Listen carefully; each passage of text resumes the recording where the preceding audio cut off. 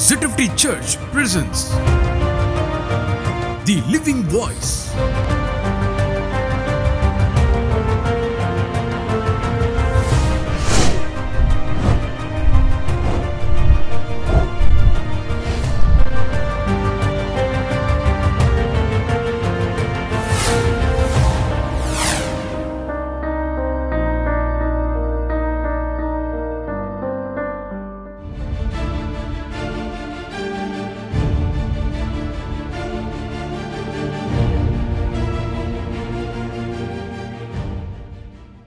My dear friends, I greet you all in the precious name of our Lord and Savior Jesus Christ. Welcome back to this broadcast on the Living Voice channel. It's my joy to continue to discuss with you the aspects of the millennial kingdom. We've been looking at end time events, and we looked at several events that we expect will happen during the end times. And then we moved on into the character of the millennial kingdom. So let me remind you, the events that we have looked at so far are the rapture. The rapture is the key event to all of the events in the end times. And it is very, very important for us as Christians to be part of this event, because that is the only event that will take us into an eternity united with Christ, living in His manifest presence and knowing Him as He is. So, the rapture is the first event that we expect. After that comes the judgment of Christians. And as I said, I'm not putting all these in chronological order, but the judgment of Christians will immediately follow after the rapture. Having been taken into the kingdom of Christ or into the heavens, they will stand before the judgment seat of Christ, because Peter says judgment begins in the house of the Lord. So we will stand before the throne of God to receive the rewards for our deeds, for every good or bad thing that we have done during our lifetime on this earth. And the third event during those end times, the Antichrist will be overthrown. The Antichrist will first be revealed, and then he will have a 3.5 year period or 42-month period where he will rule in absolute authority over the nations of the earth. And there will be a point when he will be overthrown by Christ and his armies. And then we looked at another event, which is the salvation and the restoration of Israel during that end time period, where Israel will be restored and saved. Israel has been hardened in heart so that you and I as Gentiles may also receive of the godly inheritance that has been given to them. So, in order that we might be brought to Christ, some of them have been hardened. But the Word of God says that Christ will come and remove godliness from Jacob, and that Israel will be saved. So, there will be the salvation and the restoration of the nation of Israel. And then is the judgment of the Gentile nations. And the Gentile nations, one writer put it this way. He says, God blesses the Jewish people directly, but He judges them through the Gentile nations. But as far as the Gentile nations are concerned, He judges them directly, but blesses them through the nation of Israel. And we're going to see the judgment of the Gentile nations based on one aspect, that is how they have treated the people of Israel. As we know, Israel has been the center of the current day political events, and we know that there is a great war that's going on to divide Israel. In fact, Israel had been out of its inheritance for several years and has been restored to its inheritance. But as much as possible, people are still trying to divide the land. And the Word of God very clearly says that when Christ comes, He will judge the nations based on their attitude and what they did to Israel. So if they were part of the group of nations that wanted to divide the land and maybe will succeed in dividing the land, then God will bring judgment against those Gentile nations. And those that have shown Israel favor will also receive favor. And then we looked at another important event that would happen sometime during the end times, which would be the binding up of Satan for 1,000 years. Satan will be bound for 1,000 years, and the earth will be free of his influence. Of course, at the end of that 1,000 years, once again God would release him, and he will go back into the earth to bring the kings of the earth and their armies to warfare against Christ and his armies. While Satan is bound up for those 1,000 years, we see the establishment of a millennial kingdom of Christ on this earth. When we pray, let your kingdom come, we are actually praying, Lord, let the millennial kingdom of Christ be established on this earth. And as God promised, Christ will be the ruler. He will be seated on the throne of his father David, and his kingdom will be an everlasting kingdom.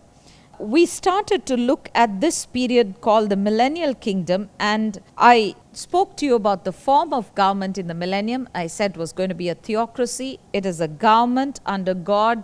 God will rule in the person of the Lord Jesus Christ. And then we also said that the seat of government in the millennial kingdom would be at Jerusalem. And then we came to the character of the millennial kingdom, where we saw that Satan being bound, the earth is free from his evil influence. However, man's heart, which is inherently evil, is not yet changed. And then we see the revival of the land of Palestine. Fruitfulness is returned to that land. It becomes fruitful. It is blessed. We see the mountains dropping new wine, indicative of vineyards being planted all over the mountainsides, and the hills flowing with milk, which is indicative of pastures, green pastures covering the hills, wherein cattle graze and bring forth a lot of milk. And the third thing that we are going to look at today is that there will be changes in the animal kingdom. Now, Isaiah chapter 11 verses 6 to 9 describes this change in the animal kingdom. The wolf also shall dwell with the lamb, and the leopard shall lie down with the kid, and the calf and the young lion and the fatling together, and a little child shall lead them. And the cow and the bear shall feed, their young ones shall lie down together. And the lion shall eat straw like the ox, and the sucking child shall play on the hole of the asp, and the weaned child shall put his hand on the cockatrice's den. They shall not hurt nor destroy in all my holy mountain Jerusalem, for the earth shall be full of the knowledge of the Lord as the waters cover the sea. We cannot add a spiritual meaning to these words or take it in a spiritual sense. This is in a literal sense, because this was the character of the animals before the fall. The ferocity of these animals came only after man gave himself over to Satan, fell prey to his deception, and in doing so brought the entirety of creation that was put by God under his authority, under his control, in subjection to Satan. And so the character of man changed, the character of the animal kingdom changed, the character of this entire earth changed. All of creation was subjected to vanity, was subjected to the evil power of Satan because of the human being who fell prey to the deception of Satan, and in doing so brought the entire created world under the authority of Satan. That is one of the changes, one of the characters of the millennial kingdom. The fourth character of the millennial kingdom is that we will see human life being prolonged. Isaiah chapter 65 verse 20 says, "There shall no more then be an infant of days, for the child shall die 100 years old." That is, a person dying at the age of 100 will not be called an old man, but he will only be considered a child in the millennial kingdom. So, for a man to be called old, he must live several hundred years, just like it was in the beginning of creation. Probably the patriarchal years will be restored and men will live long lives like they did before the flood came in. It could be due to climatic changes. It could be due to the influence of Satan over this earth being put in bonds, or it could be due to the healing or the life-giving qualities of the new water that flows out of the sanctuary. In Ezekiel 47:12, we read about that, and it says, "And all the trees for food shall go up by the torrent on its bank on this side and on that side. Its leaves shall not fade, nor its fruit fail. It will bear by its months, because its waters come out from the sanctuary, and its fruit shall be for food, and its leaf for healing." So the fruit will be for food, and the leaves will be for healing. So it shall have a medicinal property because it flows out of the sanctuary. That is the fourth character. The fifth character of the millennial kingdom is that there will be a sevenfold increase of light. In Isaiah chapter 30 and verse 26, it says, "Moreover, the light of the moon shall be as the light of the sun, and the light of the sun shall be sevenfold as the light of 7 days, in the day that the Lord bindeth up the breach of his people and healeth the stroke of their wound." That's very clear that when God has restored Israel and he becomes their ruler, their God, and rules over them, then this will be the characteristic. There will be a sevenfold increase of light. The atmosphere of the millennial kingdom will have such a character that the moonlit nights will become as bright as the day, and the day will become 7 times as brighter. We find that description in Isaiah chapter 60 verses 19 and 20, where it says, "The sun shall no more be thy light by day, neither for brightness shall the moon give light unto, but the Lord shall be unto thee an everlasting light, and thy God thy glory." This could be in part referring to the Holy Land that is illuminated by the Shekinah glory of Christ being present in that place. During the millennial age, Israel will be a blessing to the Gentile nations of the earth. So far, the nation of Israel is blessed and protected by God, yet it has never been at the head of human history. But as God says to them in Deuteronomy chapter 28 verse 13, when he talks about blessing, when God takes away their curse and makes them a blessing upon this earth, he will make them the head and not the tail. In those days, Israel will be the chief nation of the world, and every nation that does not serve Israel will definitely be punished. All of those nations will be kept in subjection by the iron rule of Christ, about which we read many times throughout the Word of God. And especially it's brought out in the Messianic Psalm, Psalm 2 verses 6 to 9, where it says, "Why do the nations rage and the kings rage in vain? The Son of God will rule over them."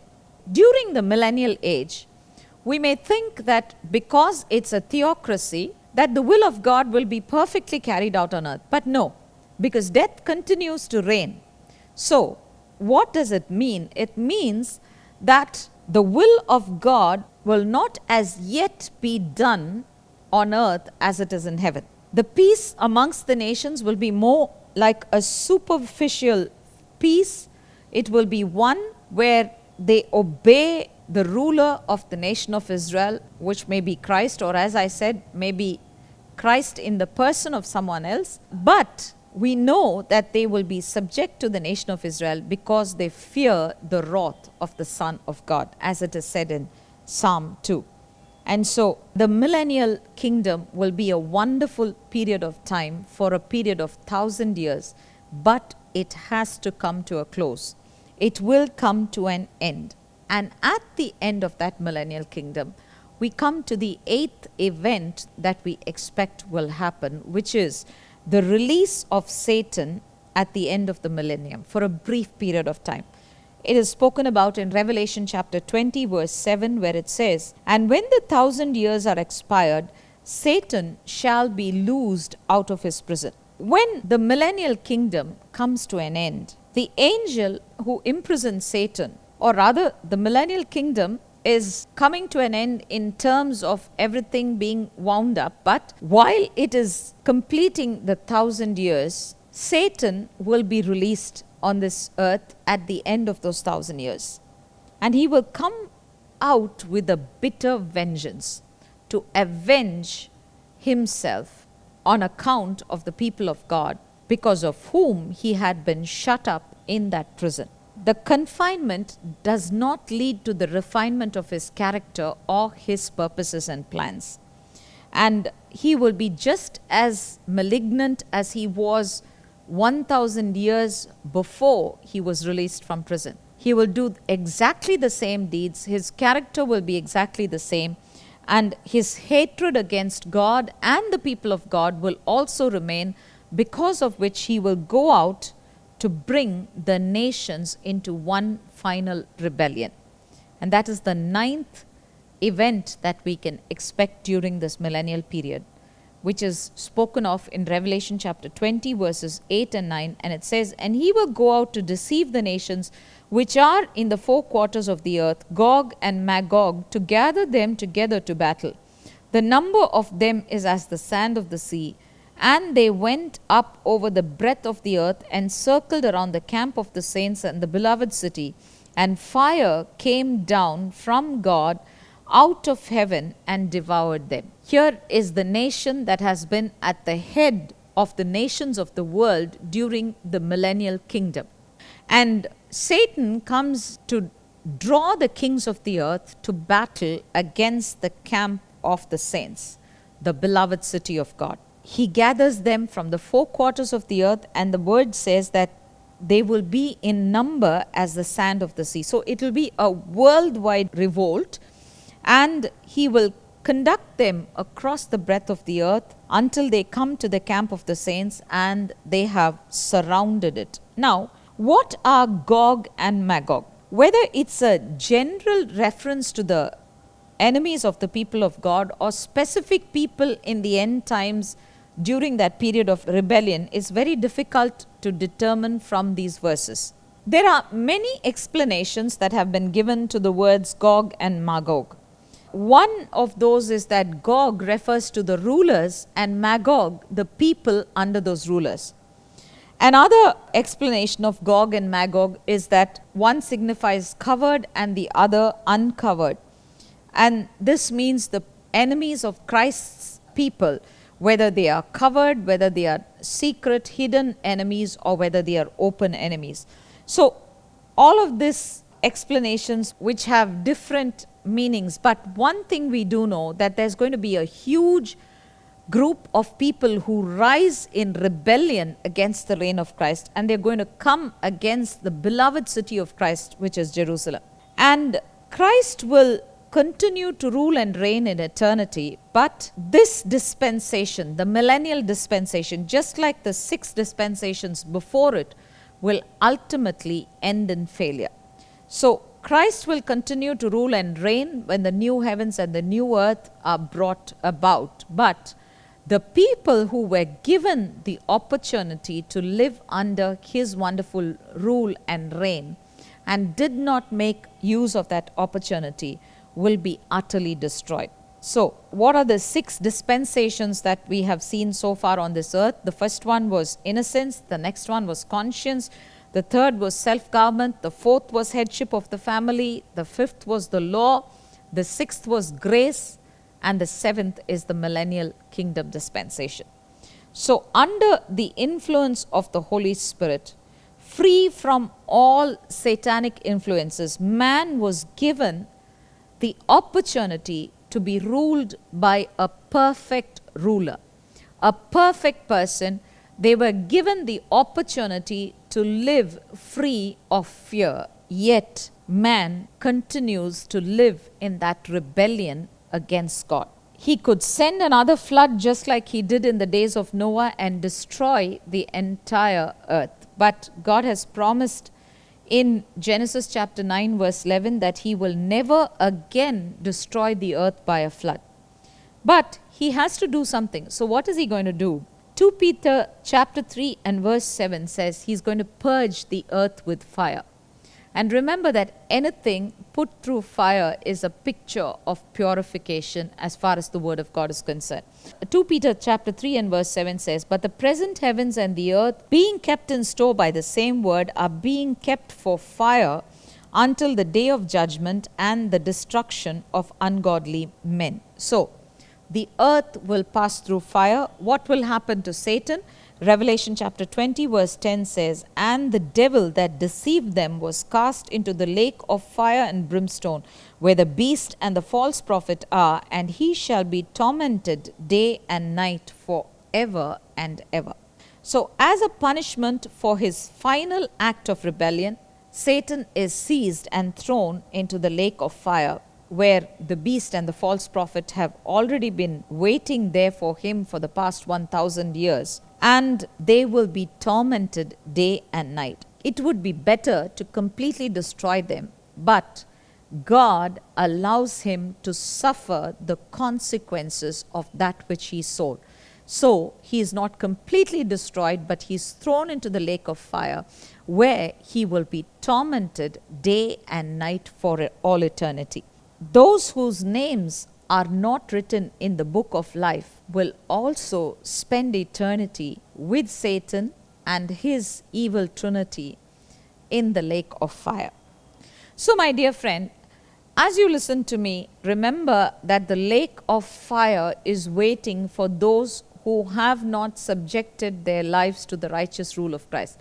And it's not subjecting our lives to the righteous rule of Christ in the millennial kingdom, but it is right now. Because this is the period of grace. This is the time when God's grace is calling us unto salvation. At the end of this program, I will say a prayer that you can say with me in order to invite Christ into your hearts. Think about it. Commit to him today, and you will be saved from the destruction in that lake of fire.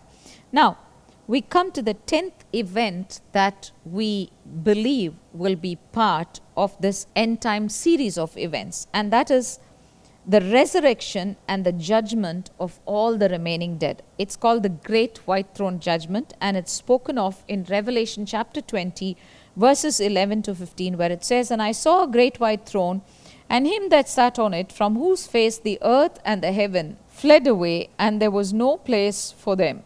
And I saw the dead, small and great, stand before God, and the books were opened, and another book was opened, which is the book of life, and the dead were judged out of those things that were written in the books according to their works. The sea gave up the dead which were in it, and death and hell delivered up the dead which were in them." So, at the end of the millennial kingdom, as Satan drew the nations of the world in revolt against Christ and his armies, and there were many people that were slain in that war. They were given to death and to hell, but now they are delivered back so that they will be judged according to their works. And death and hell were cast into the lake of fire. This is the second death. And whosoever was not found written in the book of life was cast into the lake of fire. So, this is not a general judgment. This is a very particular judgment. This is not for the church. The church is not in this judgment. Israel is not in this judgment. Both of them have already been judged. The church was judged at the judgment seat of Christ after the rapture. Israel was judged by the Gentile nations during the tribulation period. This is a judgment of all the unrighteous dead only, and it's completely different from the judgment of the nations as recorded in Matthew chapter 25 verses 31 to 46. So what we must understand is that there are many different kinds of judgments, and every one of those is going to have a particular place at the end of times. So this judgment of the people whose names are not written in the book of life. In this judgment, death and hell are personified. By death, we are given to understand the grave which holds the body, and by hell, we understand the underworld or the unseen realm, where the souls of the wicked dead remain until the resurrection of the wicked. Both death and hell are cast into the lake of fire. What does that signify? It signifies that in the new earth, there will be no death and there will be no sin. So the great white throne judgment is that throne at which the unrighteous dead will rise and will be cast into the lake of fire because their names are not written in the Lamb's book of life. 2 Peter chapter 3 verse 7 says, "But the present heavens and the earth, being kept in store by the same word, are being kept for fire until the day of judgment and destruction of ungodly men." When this happens, the heavens and the earth are also going to be destroyed. But we're going to look at that when we come back next time. But remember all that I have said to you today. If you are a person who has not yet accepted the Lord Jesus Christ, remember that the judgment is coming. And in that judgment, there will be no place for mercy. If we do not find mercy in the time that God has given it to us, we will not be able to find it when there is no grace to be offered by God, when God has withdrawn that grace. So, my dear friend, if you've been listening to me and you haven't as yet given your life to the Lord Jesus Christ, I request you to commit yourself to Him right now. Let's pray together. And I request that you would pray this prayer after me to invite Jesus into your heart to be the Lord and Savior of your life. And then we will pray a general prayer for all others watching this broadcast. Father, in Jesus' name, I come to you and I ask that you will forgive me of all my sin. Cleanse me by the blood of Jesus Christ, your Son. Wash me and make me your child, so that I may live a life that is pleasing to you and be found worthy to be accepted into your eternal kingdom. In Jesus' name I pray. Amen. My dear friend, if you have said this prayer today, you have become a child of God. I encourage you to read the scriptures and to live your lives in Him. My dear friends, I would like to pray for you. Father God, thank you for every person who's been watching this broadcast. I pray that you will bless them, keep them, guard them, and guide them, and help them to be prepared to meet Christ Jesus when He comes. In Jesus' mighty name we pray. Amen. Amen. Thank you for joining me on this broadcast, dear friends. I invite you to join me again next Monday so that we can continue to look into the end time events. God bless you.